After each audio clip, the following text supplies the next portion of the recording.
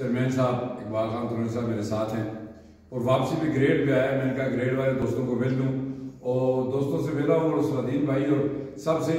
तो इस वक्त मैं ग्रेड में हूँ और सुनता हूँ कि सलाउद्दीन भाई हमारी यूनियन और अदारा कंपनी और हमारे बारे में क्या कह रहे हैं, जरा आप भी सुने और मैं भी सुनूं। जी सलाउद्दीन भाई। होठों से भी साडे जो भी बोल निकला, होठों से भी साडे जो भी बोल निकला, जिसने भी तोला पूरा तोल निकला, जिसने भी तोला पूरा तोल निकला।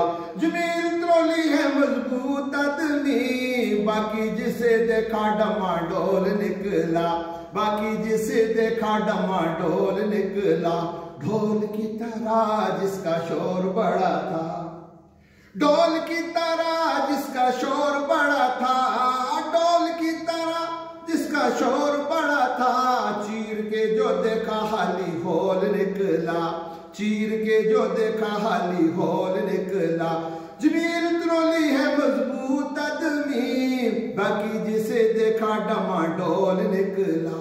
उसको जलील किया अल्लाह पाक ने, उसको जलील किया अल्लाह पाक ने, उसको जलील किया अल्लाह पाक ने।